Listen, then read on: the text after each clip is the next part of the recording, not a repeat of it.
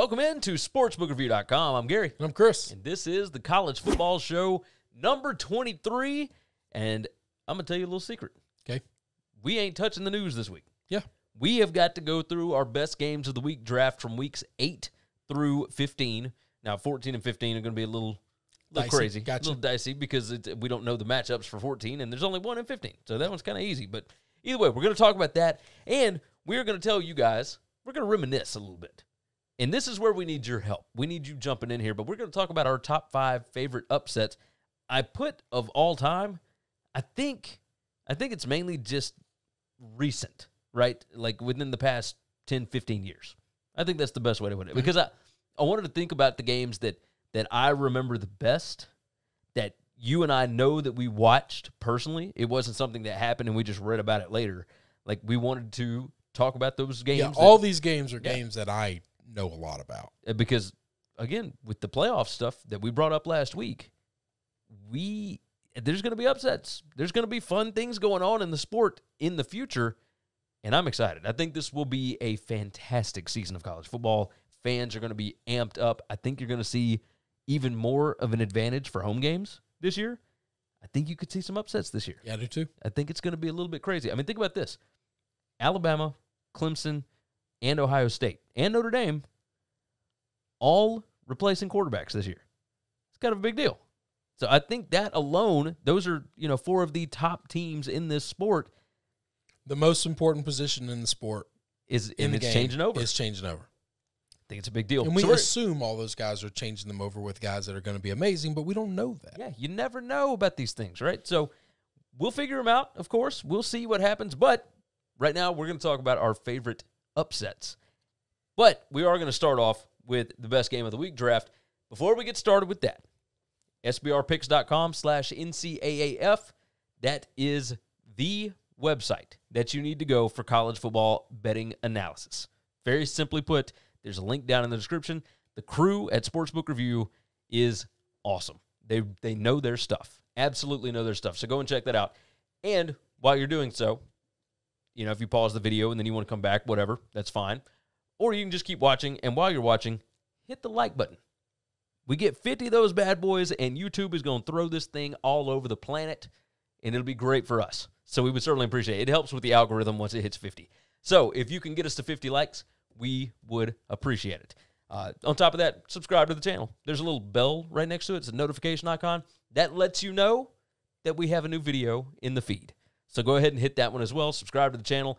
If you would like to reach out, you can always jump into the comments. We want to know your thoughts on the best games to go to each week this season. If we were to map out our college football road trip for the entire fall season, this is what we would do. We want to know what you would do. Give us your idea of what the best game that week is, or the best atmosphere, the best whatever. Give us a reason behind it. Or if you don't want to jump on the chat or the comment, you can always reach out to us.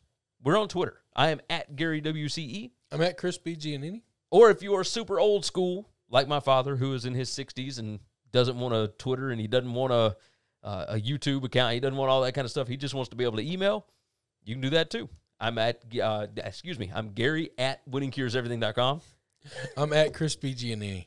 There you go. No, you're Chris at winningcureseverything.com. Oh, that's email. Email. Yeah, I did what you just did. Yeah, same thing. You threw me off. Yeah, hey, just Chris. The at symbol really kind of messes with us. Well, because there's 2 at symbols. There's one in Twitter, and why did Twitter ever make an at symbol? You got me. Either way, you can find us. It's very easy to do so. I think they actually put our Twitter accounts on the screen. So if you see it, go ahead and roll with that. But yes, subscribe to the channel, share it out, tell your friends about it, make us sound cool, make them want to listen. You are the advertising budget. We ain't got no advertising budget down here. We need you to tell somebody. We would appreciate that. Let's dive in. We're going to start it off with Week 8. Now, of course, go back to Week 22, or show number 22 from last week, whatever it was. We did Week 0 through Week 7. Now we're going to go Week 8 through Week 15. My Week 8, October 23rd, I think we may differ on this one. Yeah, we're going to differ. I'm going to Bloomington, Indiana. I want to see if Indiana is for real. Now, at this point, they will have already played Iowa. They will have already played Cincinnati. They will have already played Penn State. I want to see Ohio State at Indiana. So if they have those 3 losses, I think I would still. You've wasted a weekend. I would still want to go to Indiana. I haven't seen a football game in Bloomington. I think I would like to go. Neither has 80% of the state of Indiana. Well, maybe. Well, yeah, probably so. You're right. I was thinking Notre Dame, but no, it's not the same. I think that I do want to go. I think that Indiana is irritated about the way the Big Ten did them and whatnot. I agree with everything you're saying. You're like me. It may not matter. It's not going to matter. This may be just a horrible. I hope I'm wrong about that, by the way. Oh, yeah. I want nothing more than Indiana to be for real. I think it could be fun. If Michael Penix Jr. is still healthy, I think this could be fun. So the answer's my LSU Tigers going to Ole Miss. Yes, going to Oxford. And so the reason that you'll see here in a couple of weeks why. Because I will be going back to Oxford. So that will not be an issue. The other options there, Oklahoma State at Iowa State, that could be a battle for second place in the Big 12. If you look at Oklahoma State's trajectory over the years under Gundy, they tend to be really good the year after they were supposed to be good. That's right. That is true, by the way. This is the year that Oklahoma State should be better than everyone. Because no one's thinking about them. Like they didn't perform up to expectations in 2020. Complete letdown. And now nobody's really talking about them. This could be the spot. USC at Notre Dame, traditional rivalry. That's a laundry That would be game. my choice. That would be my second choice. And then the Friday night game, Memphis at UCF. That one could be fun. Yep. I agree Could be fun. Could be high flying, all sorts of stuff. Week 9, October 30th. I'm going to 2 straight Ohio State games, one in Bloomington, and then I'm going to the Horseshoe. I want to see Penn State at Ohio State. I want to see what happens. Outside of the Oregon game, this is the best chance for Ohio State to take a loss. Probably right. And so if I've got the upset potential, I think Penn State going to be that good? I think Penn State could be really, really good. Okay. Their new offensive coordinator, I've Mike been let Yurcich, down by them for a while. Yeah, I mean, they, again, like last week we talked about the playoff stuff. If Penn State had been, if they had the 12-team format, over the last 10 years, Penn State would have been in this thing 4 times. Over the last 7 years, they would have been in it 4 times. Okay, so, they're a top 12 football team. Yes. But the separation between 12 and 3 is a huge drop-off every year. Agreed. And there's no reason they should be a team of any drop-off. Agreed. At Absolutely all. agreed. But I that's what I'm saying is I think that Penn State should be pretty good this year. Okay. So, and if that's the case, then now's where I'm going to see Touchdown Jesus. Now's where I'm going to the Golden Dome. Okay. This is the year that I go to the week that I go to Notre Dame, and I watch North Carolina. Mac Brown. If North Carolina is what you have advertised them to be, this should be a great ball game. Yes, very much so. It should be. Their defense, I think, has improved. Obviously, we're going to get into preview season coming up very shortly. But I think their defense is going to be better than advertised. They lost a lot of offensive firepower, but I think they're going to replace it. As long as they got Sam Howell back there, I think that they can create playmakers, especially in that Phil Longo offense. So we shall see. Georgia, Florida is that weekend. Iowa at Wisconsin. That could be the battle for the Big Ten North. There's all sorts of it. Michigan at Michigan State, probably not a great game, but and then Florida State at Clemson. Do Mike Norvell and the Seminoles have any prayer You're there? asking for first year. Well, second year, really, I guess. COVID year, I don't count. But that's my question. Tough. That's tough. Week 10, November 6th. We're going to the same game here. This is what. So you were just in Oxford 2 weeks ago. You don't care. I don't care. I'm going to see Liberty at Ole Miss. Yeah. Hugh Freeze's return against the new prodigal son, Lane Kiffin. I think this is going to be monster because I think Liberty could be undefeated at this point of the season. I think, the game has a potential to be an amazing game. Oh, yes. Outside of the game, Oxford is going to be bigger maybe than it's ever been. Yes.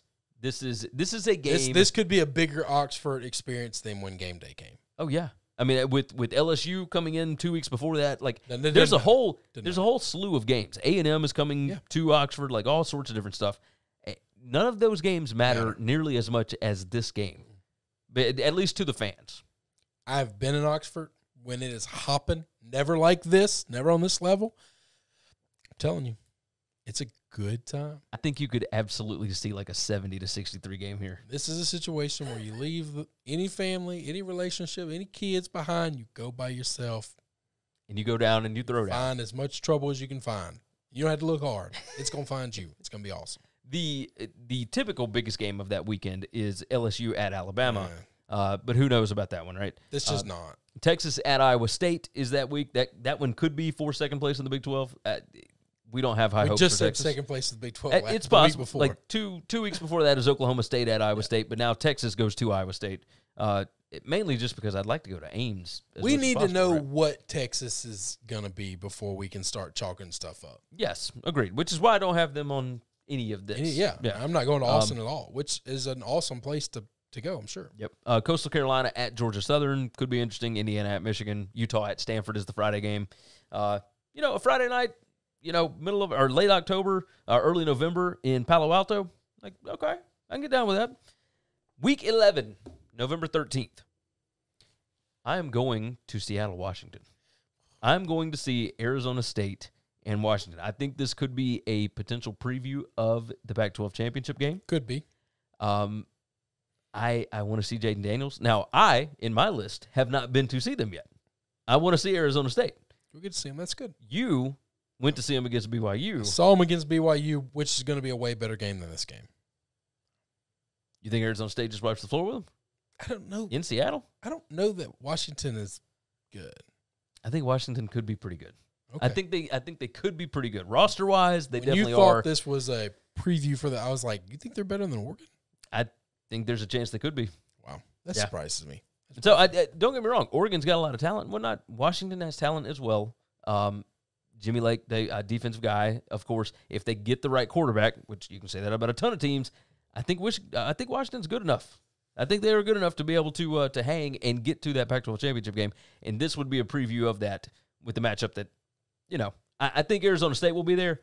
I haven't decided before our previews yet if I'm going to take Oregon or Washington, but we shall see. Oregon's secondary scares me to death, but we'll discuss that. Michigan, Penn State is another one. What's the game that you're going to here? So this is tough because this is going to require me. I kind of wanted to stay in Oxford another week, hang out with Jimbo. Now another great Coxman. You're talking about the stick men coming into Oxford, a single Coach O, Hugh Freeze. They don't matter. Yep. And now. Jimbo? A recently divorced Jimbo Fisher. So you got two recently divorced guys in there. Along with Lane Kiffin, who himself I'm going to break my rules. So I have rules that I live my life by. It's not for everybody else. Me, I do not go above the Mason-Dixon line after November. I just don't. That's fair. I just don't. I think I got to. I think I got to go bring our boys from Chicago down, bring our Northwestern guys down, and we all go party in Madison. I think that's a good idea. I guess that'd be that we would take them up, right? Well, they're coming. They're coming down. No. Evanston. Chicago? Yeah, it's north of Evanston. I know it's up from us. Yeah, everything's up from us. Everything's up from us, except for Oxford, which is down there. Oxford. So either way, 40 minutes. That would be my choice. I think that's a pretty good choice. I think Northwestern can be good with Ryan Helinski this year. Cross my fingers and hope for it to be seasonally warm. Yeah, or I'm going to whine and bitch and moan the entire time. We don't want snow days. We don't want snow games. Don't do that stuff. Not for us to sit in. No. Although we will be in the press box. So yeah, but I'm gonna tailgate with my friends.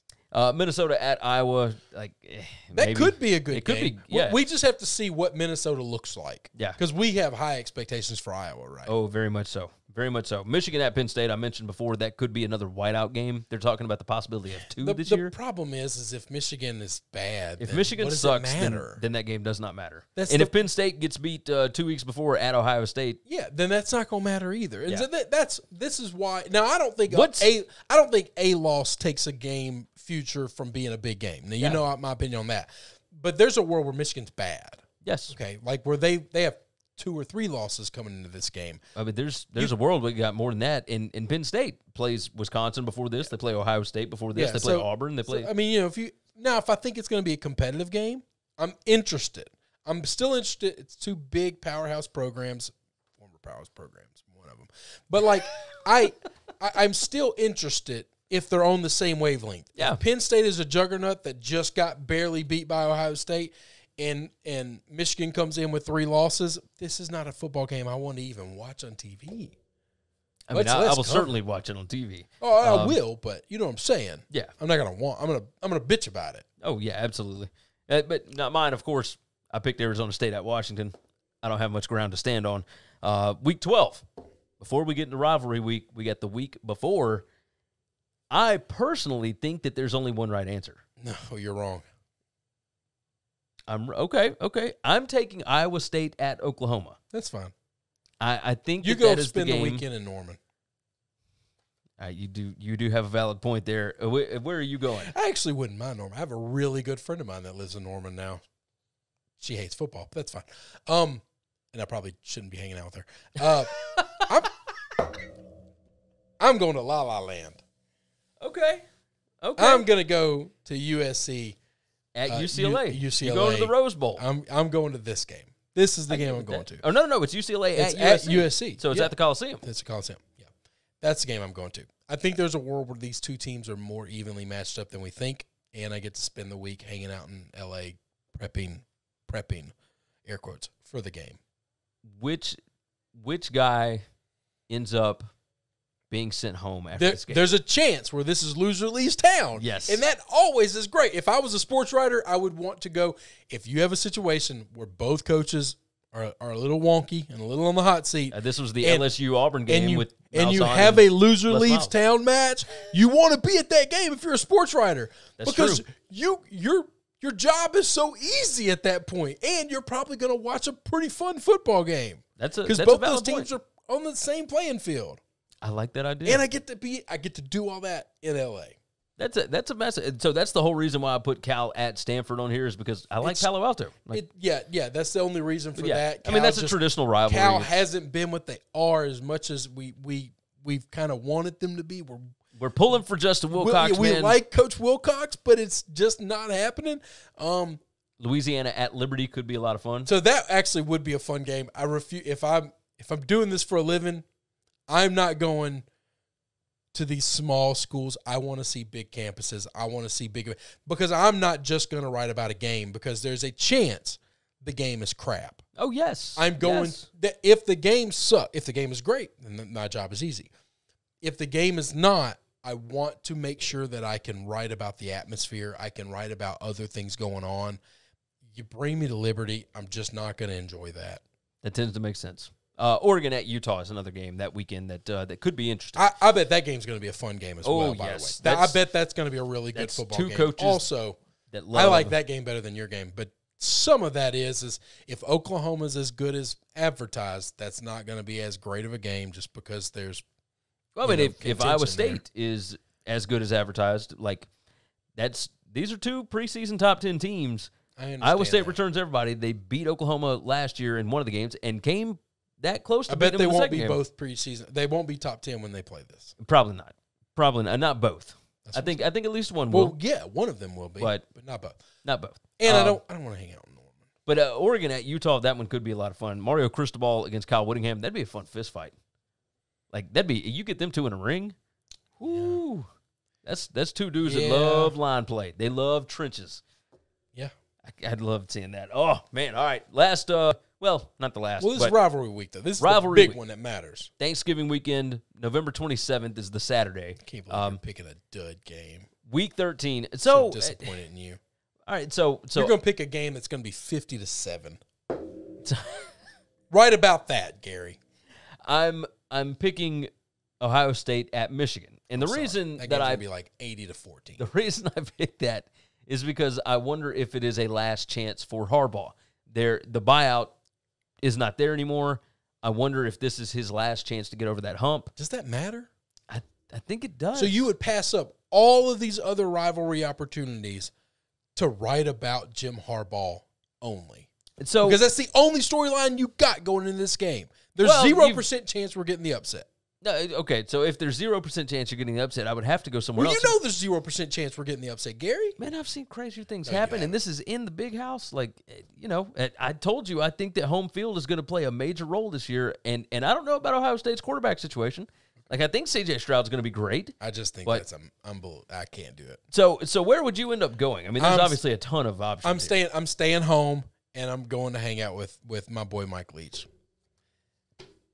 going to Starkville. I'm Ole gonna Miss at wave Mississippi across. State. Yeah, this will be like my 4th Ole Miss game of the year. The cover. I don't care. It doesn't matter. Because all of them are going to be fun. They're all going to be fun. They're all going to be amazing. And this is my first time to go to Starkville. I get to go hang out with Mike Leach. I get an hour of his time in prep time. That's all I want. And I will talk. I will tell you this: if I sit down with Mike Leach, I will talk zero football. Zero football. Will I be think talked. he would be perfectly fine with that. Yeah. I think that's actually what he would prefer. I've had basically 13 weeks, counting week 0, of talking football with guys. I'm going to go talk to somebody and not talk football at all. Just talk philosophy. And I'm just going to be entertained. Life. I'm going to let him teach me things. I didn't You- have a you've been dad. down- I'm going to tell him, you're going to be my dad for the next hour. You been down to visit him in Key West at all? No. I do have a friend that met him last week, like 3 days ago, at like a Down at the beach? signing thing. No, he was up here for something. Some Ole Miss. They were actually in Memphis for something.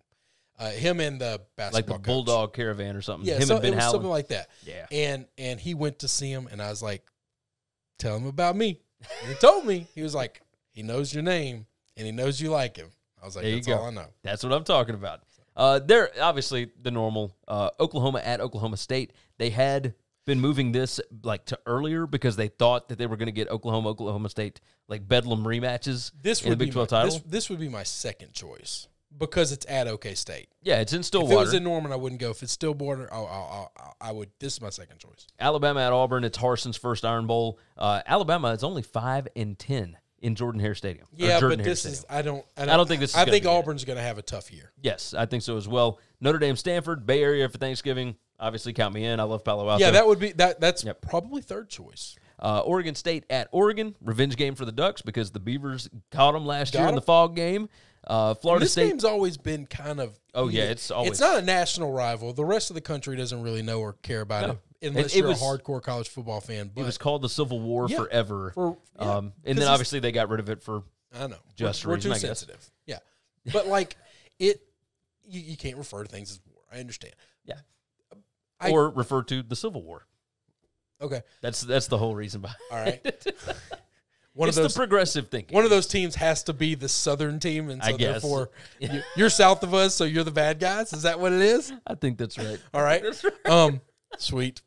That's making It's the world, same thing We why just you- made the world a better place. Yeah, you can't have the Red River shootout. It's the I Red think River. this game yeah. is fun Yeah, I think it is too. Like this is because I think Oregon State's been better. Oh yes, They are getting better. Jonathan Smith has done a hell of a coaching job. Don't know that they can win 2 years in a row. Florida State at Florida, Norvell and McKenzie Milton's first game against the Gators because they didn't play this last year. This game's going to be tough. I think Florida State's going to have some growing problems. I hope not because you know how much I love McKenzie Milton. Like, really, really love McKenzie Milton. A&M at LSU. Yeah, Who I'm knows? excited. I've already been to Baton Rouge. There's a world. I went to the Auburn game because it's a night game, and I think we're going to win that game. I don't want to go if I don't feel great about us winning. It's too emotional for me. Clemson at South Carolina. Shane Beamer's first game against Dabo. This is going to be a bloodbath. Zero chance this game's interesting at all. Boise State at San Diego State. This game, because we don't know the Boise State team we're getting, but San Diego State has been good. Yeah, under Brady Hoke. They're getting, to be that Mountain West kind of upper-tier team. Yes, very much so. Before, the American was Central Florida for a long time. And then Memphis and Cincinnati. It was Central Florida and Houston. And then all of a sudden, Memphis and Cincinnati start coming along. And SMU starts coming. Like, San Diego State is that other team that's kind of poking their head out saying, every year we're going to be one of the top 3 teams in this conference. We might not win it every year. Yeah. But every year, we're in it. Jay Norvell at Nevada has also got them, coming up a little bit. Yeah, the Wolfpack. That's right.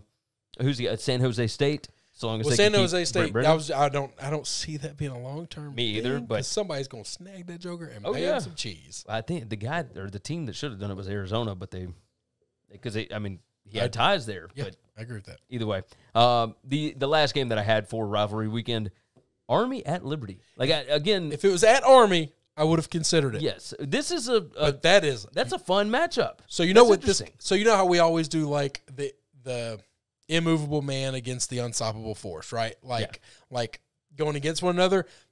This really is man pushing boulder up a hill. Very much so. Like this is a team in Army that just doesn't move. And the other team is literally just as high-flying as you could be in football. Yeah. I think it'd be one. I don't think Liberty has like great rushing defense. So No. I wonder if this is a game where Army could hold the football for I was 45 just about to say, minutes. do you think we could set a time of possession record here? It's very possible. If the Army wants to win, that's their only chance of Like winning. you remember Army went to Oklahoma when Kyler Murray was there, and it was a 28-21 overtime game. They held the ball for what, 42 minutes? I was about to say, and I think that set the record, right? That has to be. I think so. I thought that set a record. And Kyler and them scored every time they got the ball. That was my question. Can they scored quickly? Can they stop Liberty? Who knows? Probably not. This game could look a lot like that game, which both teams just score on every possession, but There's only like 6 possessions. Yeah, but one team has the ball the entire first quarter, and then the other team scores, and then they have the ball for the entire second quarter. So it's whoever gets the ball first and last, I guess. Last, if you can get a turnover, it's literally Game worth over. like double. That'd be so much fun. But that if that game was not at Liberty, because I'm not going and hanging out at Liberty.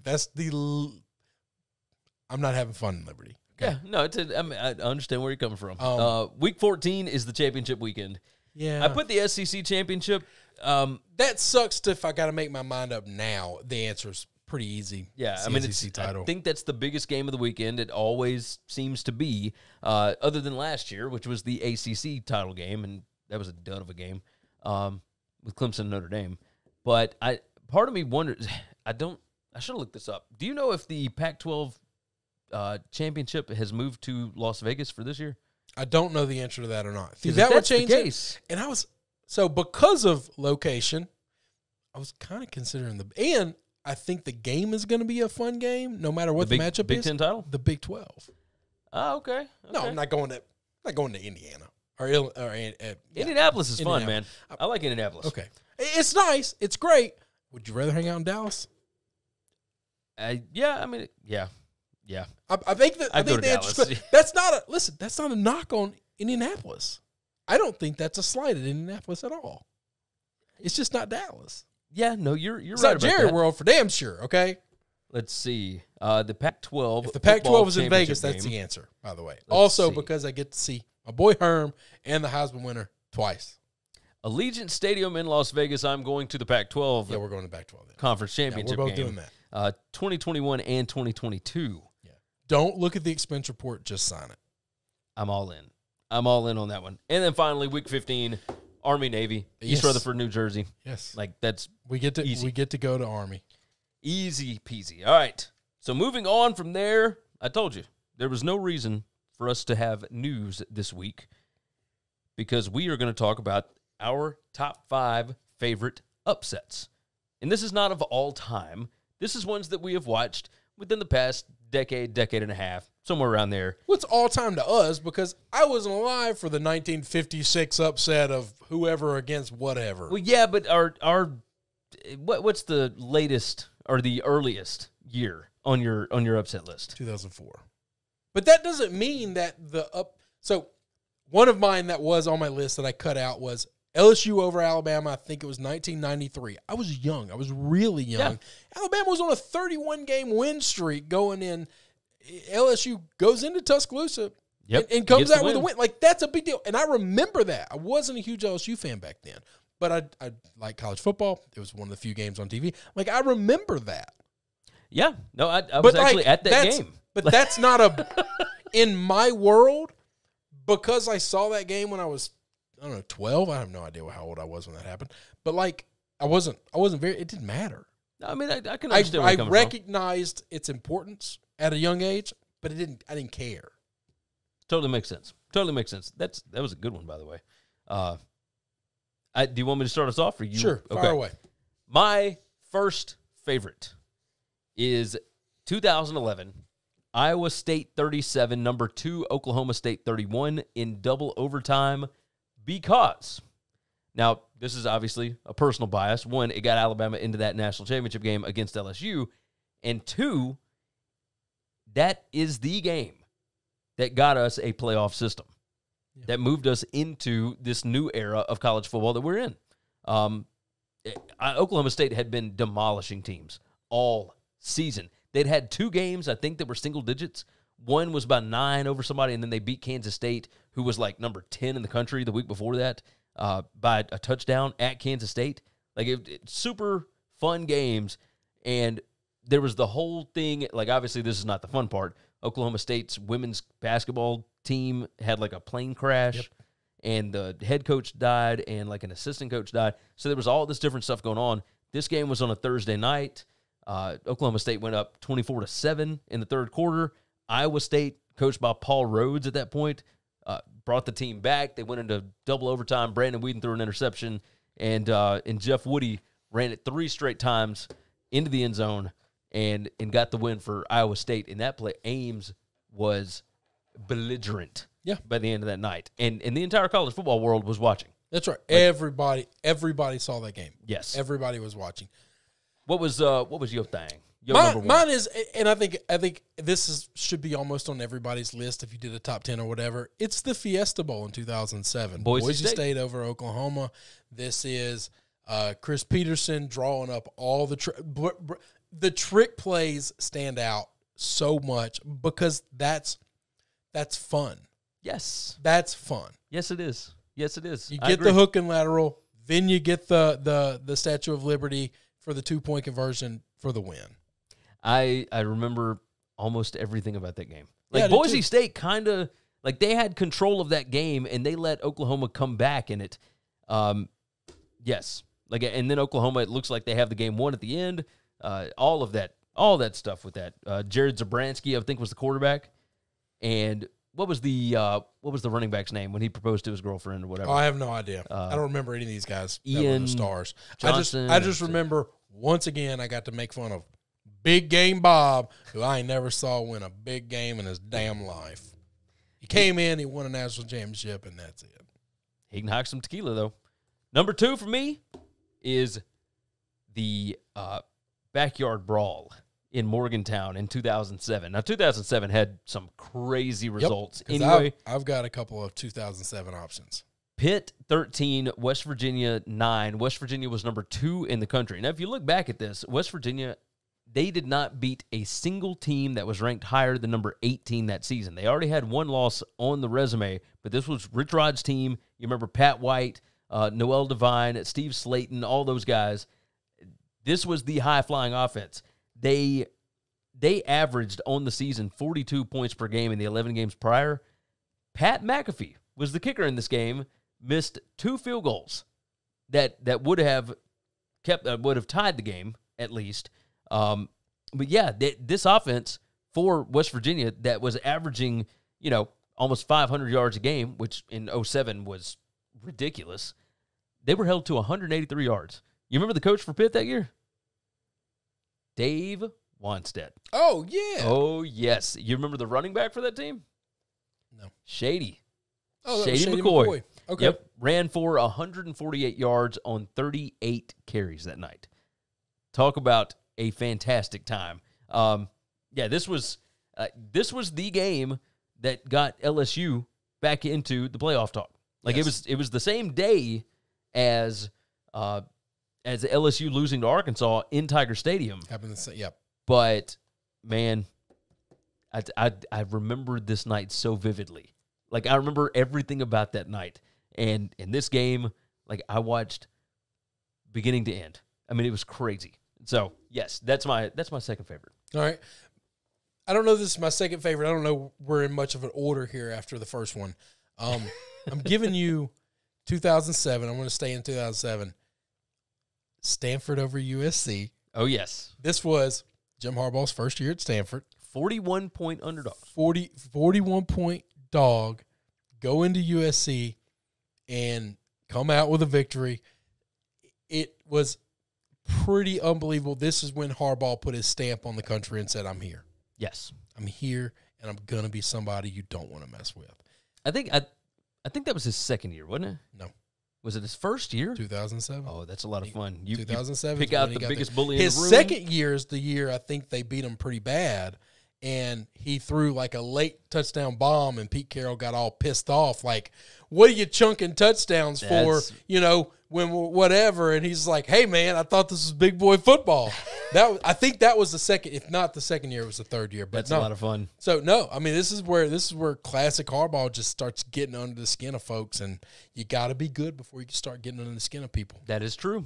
That is true. Number 3 for me, 2015. I'm going back to the Pitt Panthers again.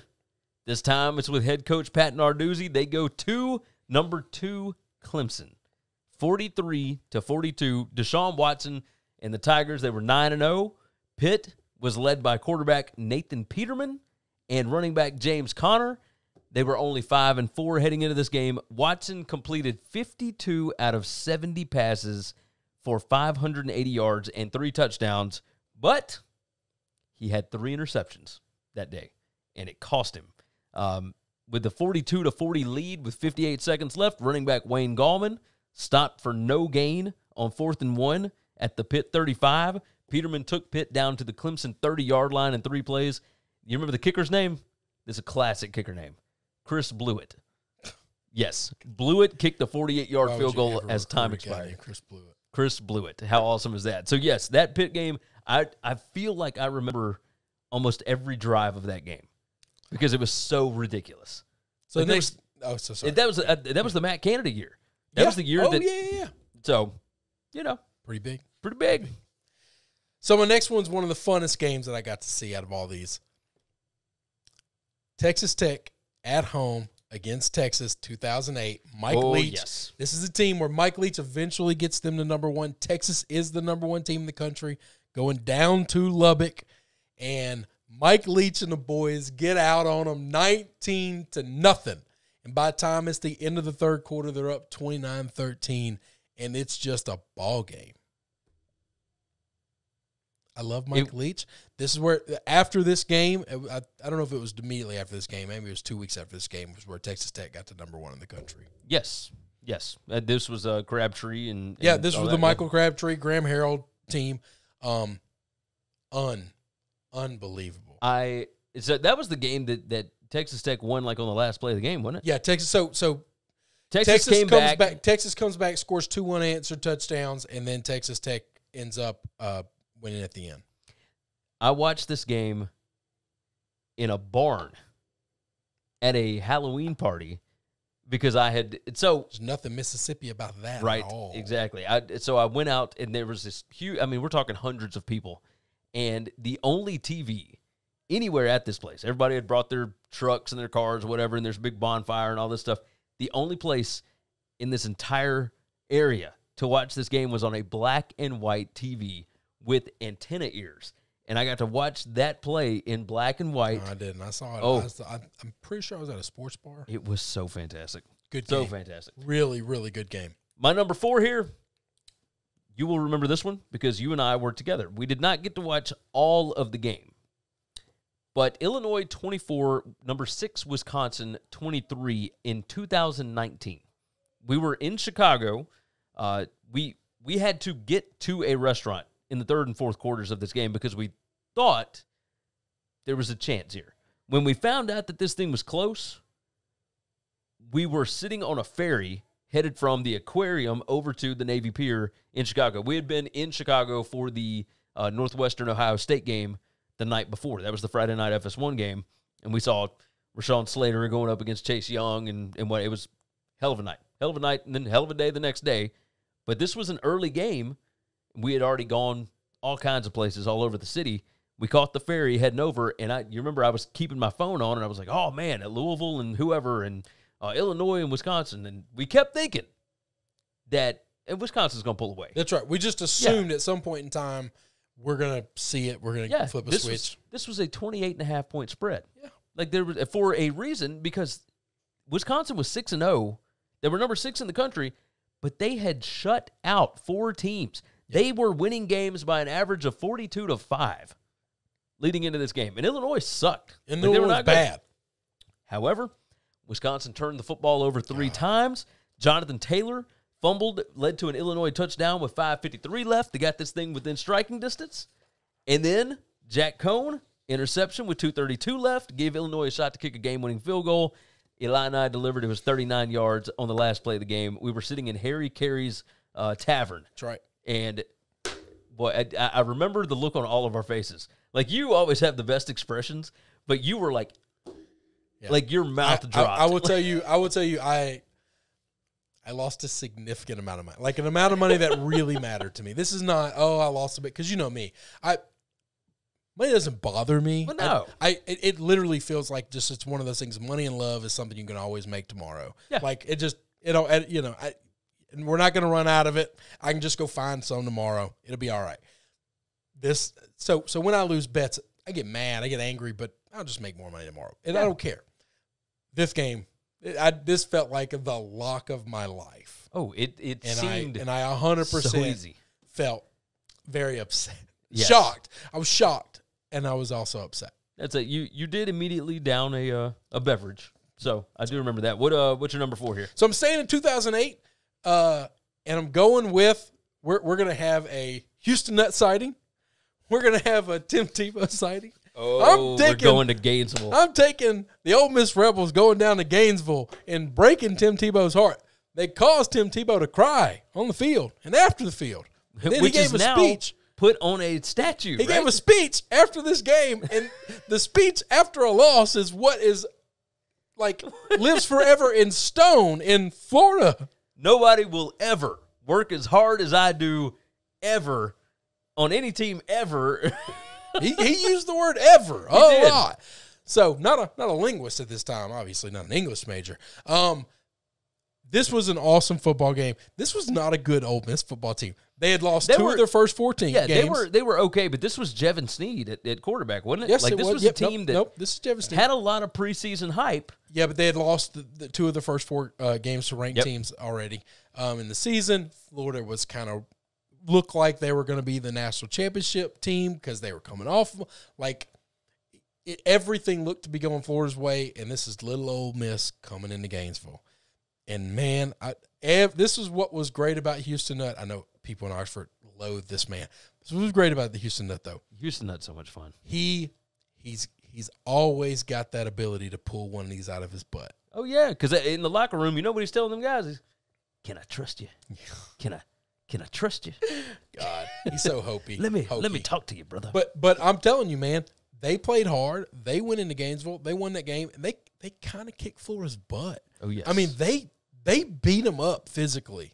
That defensive line for Ole Miss that year. Well, now, no, legit. Yep, like they were something serious. Yeah, I remember that game. Awesome, very very much. Awesome, very much led to a Florida national championship. It did lead to a Florida national championship, which also led to an Ole Miss Cotton Bowl win. So yes, big things for the Rebel program. Ole Miss played that and like that run, they made it to 3 bowl games. All 3 bowl games were Cotton Bowls or Peach Bowls, something like that. Yeah. All 3 of them, they played Oklahoma State. I think it was just 2 of them. Oh, maybe it was 2. 'Cause one was TCU. Yeah, one was right. TCU. One was TCU. Yep. 2 were to Oklahoma State, and it's just like the bowl. That's when I learned that the bowl committee has no creativity whatsoever. No, these are not people that you want making any selections. Like these people could put together a menu to feed people for dinner. Okay, they're just no creativity at all. My last one here to close us out, end out the show. Number 5 for me is the 2018 Purdue 49, Ohio State 20. This was not a close game. This wasn't some miraculous moment or anything like that. It was a feeling in this game because it was an ABC night game. It was crazy. You remember the terminal cancer patient Tyler Trent? Like they had game day at Purdue for this game. Purdue was not great, but they were starting to play better at this point in the season. And I remember that feeling the whole game because Purdue went up on them pretty big, pretty early. It was like 21-6 at halftime, and it just kept going. DJ Knox had like 3 rushing touchdowns.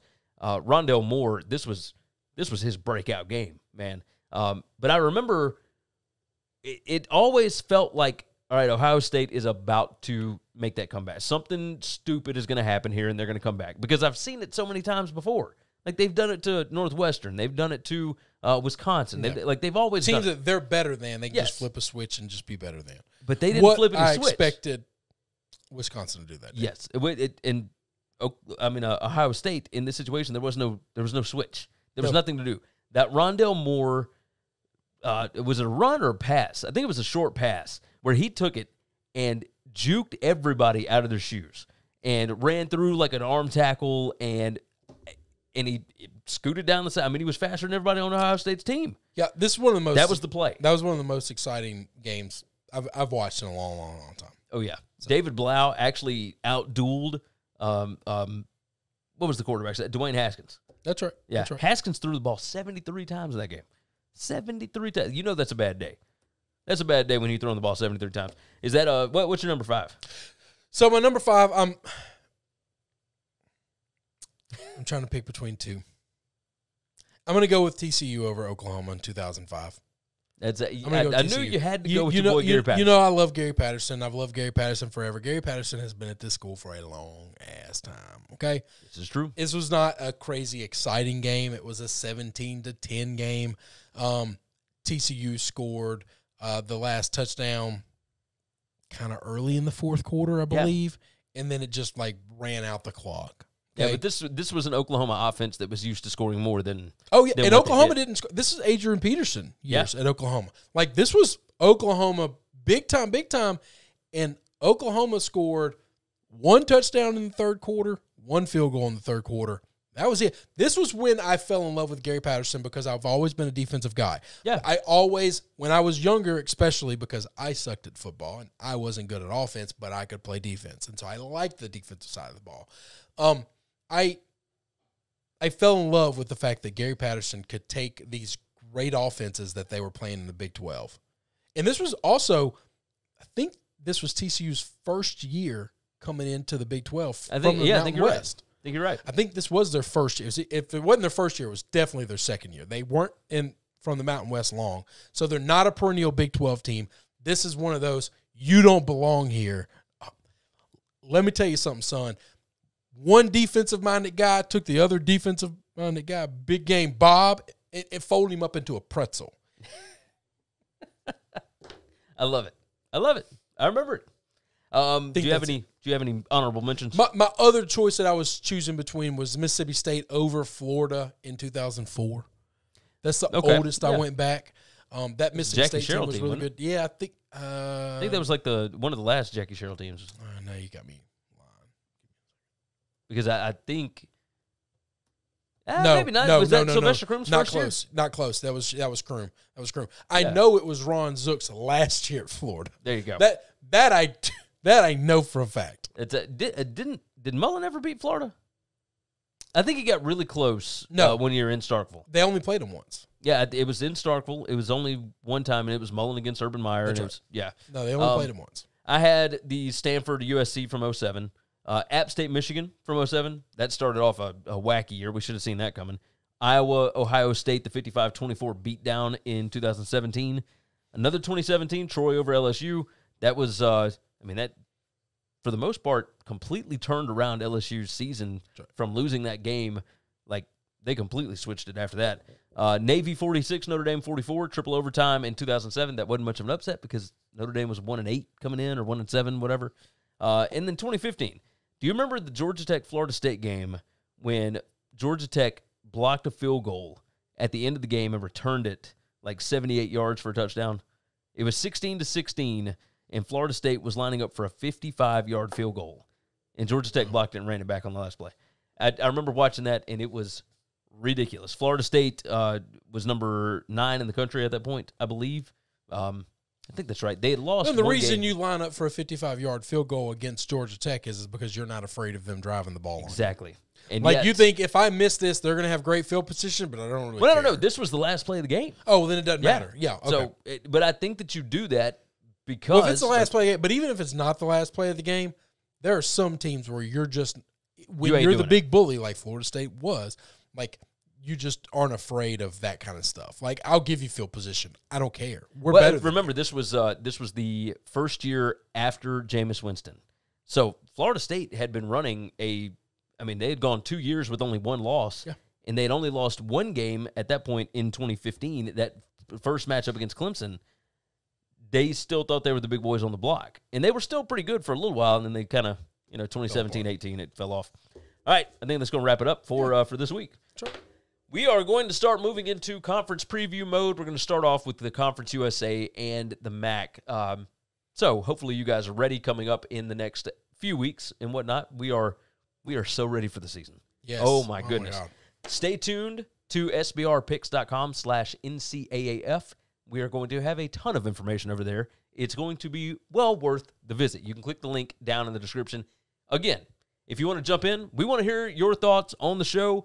Give us what your favorite upsets were. We want to hear what games you would pick for this season. If you wanted to go to any game, let us know which one and the reason why.